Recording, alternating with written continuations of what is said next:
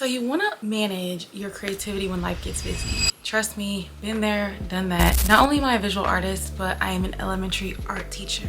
Yeah, talk about overstimulating.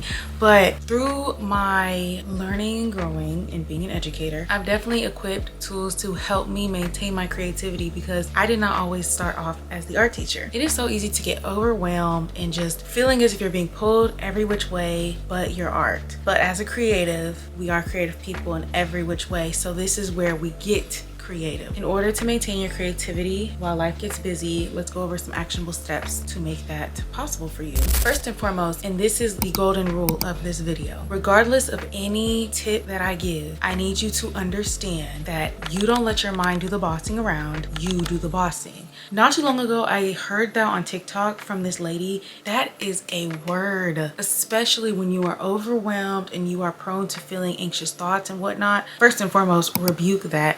But second, you don't let your mind boss you around, make you think that you are incapable of doing anything, period. In this scenario, you don't let your mind boss you around and think that you don't have the time or the energy to still be creative. You very much can make it happen if you want to. So regardless of whatever you are struggling and juggling right now, I guarantee you can still be creative with the time that you have. You just need to want it. And because you clicked on this video, I'm assuming that you want it. So let's go over some more steps as to how you can maintain your creativity when life gets busy. So now that we've got that out the way and you know that you call the shots, you're in the driver's seat, your mind doesn't run this, you do, you need to have the discipline to make a routine. For example, although I've been blessed to be the art teacher, I did not start off as the art teacher, guys. I was a general education teacher at first. So I really had to go through that to where now as the art teacher, I feel like I have a good balance and I have a healthy understanding of work and play. But back when I taught gen ed, oh, I was going through it. But with that struggle came so many resources and tools to where now I don't feel as stressed, I don't feel overwhelmed, and I know how to stick to my routine.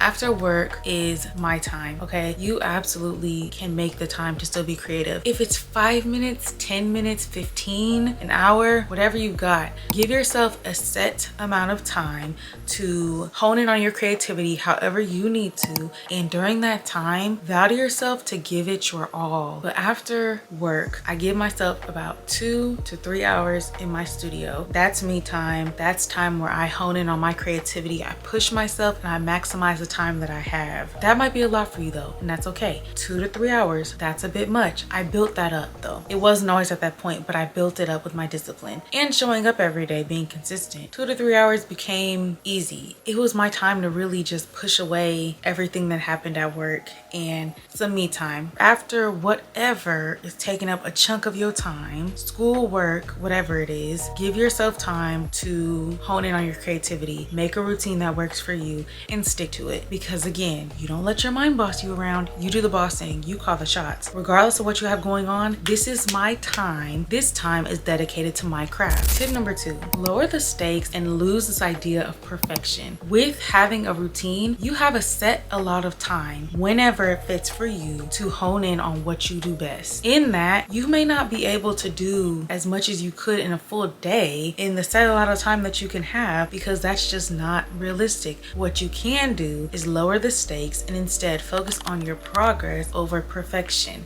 When I go to the studio after work, my goal is to not always finish pieces and start new pieces and just unrealistic expectations for myself. That's not the goal. The goal is just to get in there and be consistent and disciplined and see what I can do. You don't need to focus so much on being perfect. Then when you're focused so much on being perfect, it's like you lose the joy in it. You're just nitpicky and you're a stickler on this needs to be like this needs to be like this. Yes, they can be perfect in your own way, but make sure it's a healthy standard that you're holding yourself to, not an unrealistic robotic standard. You can definitely break it up and make it feasible to fit goals into each session, but do not expect perfection and roboticness out of yourself whenever you have the time to dedicate to your craft, because that ruins it. It does. And what joy will you have if you ruin it for yourself? You want this to be fun, not daunting. So be nice to yourself, be kind to yourself, give yourself that time to explore, do what you need to do, unwind, relax, self-care,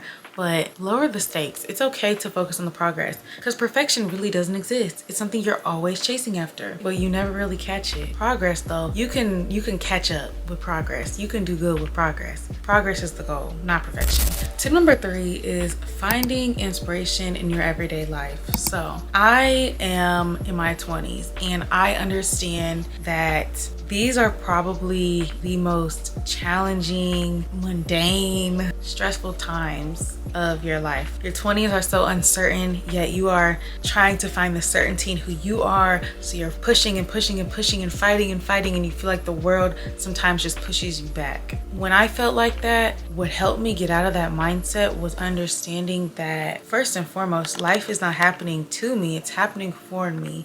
And second, there is beauty everywhere in your life. Everywhere. We may not always see it because our brains get cloudy and you get overwhelmed or you get emotional about things. You're growing, you're learning, and a lot of times it's like we're the babies of adulthood. You're falling down, you are lost, you don't know what to do, but it's an act of finding the beauty and the creativity in everything that you do. When I tell you it's so much better to just take it slow and intake all that you can in life whenever you can, because there's beauty in everything. For example, on a beautiful day after work, sometimes it was a busier day, but going on a walk helped so much. Or listening to music that brings me joy, it helped so much. It brings me so much more creative energy because I don't let the energy of the busyness and being overwhelmed take over my mind. You don't let those thoughts boss you around, you do the bossing. So when I took initiative to practice mindfulness or self-care or just meditation, whatever it needed to be, throughout everyday tasks that may seem mundane,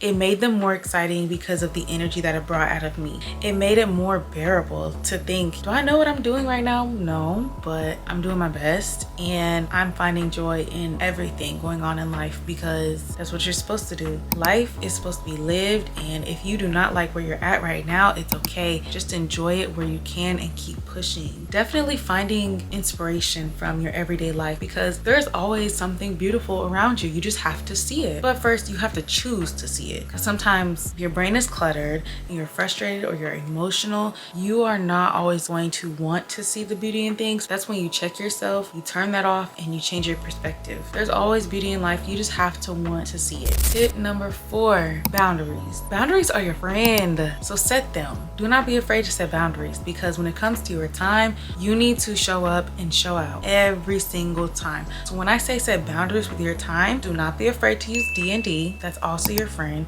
Do not be afraid to not commit to things that don't fit your time, because we're not people pleasing. Time is of the essence and your time is a gift. It's the present. Stay in the present and be disciplined with your time. If you're not being creative in the time that you have, why are you committing to other things when you know you need to get things done? Now, if you're like, I'm overwhelmed with my craft and whatnot and I need to live life to gain more inspiration, that's different. But if you are flat out just not showing up for yourself and you are giving your time away to other people and other things, you're doing yourself a disservice. Be strict with your time. Set boundaries. They're your friends. Set alarms during your studio sessions, wherever you may have them or whenever. Maybe set a timer so you know this is the amount of time that I have, and you understand that until this timer goes off, I'm giving it my all and I'm not letting up on nothing. Because I feel like too often when you get so comfortable in your mind, you get so comfortable in just staying stagnant, because yes, it's comfortable, it's what you know. But if you really want to grow as a creative, you need to keep pushing. It's gonna be uncomfortable at times, but boundaries are your friend, so use them. That's how you get stuff done. So key takeaway from this video is do not let your mind boss you around. You do the bossing. You're in the driver's seat, you're the one in control, and you have God's will on your side. So if it feels right to you but it's never been done before, shut those thoughts off and do it anyway. Being a creative, you gotta get creative with how you fit creativity in your life. It's gonna feel like a fight sometimes. It may even feel like a battle, but I promise it's already been won for you. You just have to want it, because when you want it and it's in His will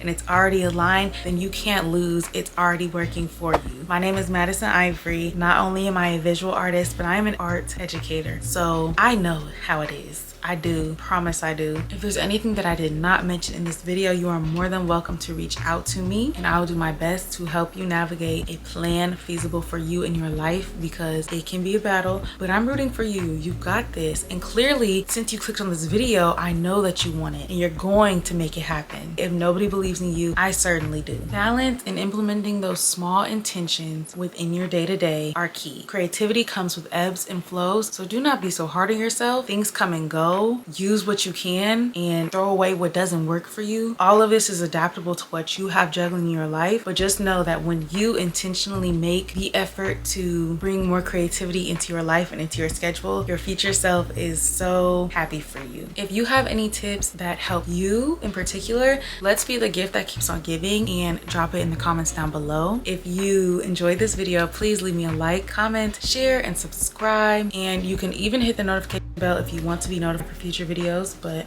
no pressure. So always remember to keep creating even when life feels like a whirlwind. You got this. I believe in you. Thank you for watching. Everything's so wonderful, just how I thought it would be.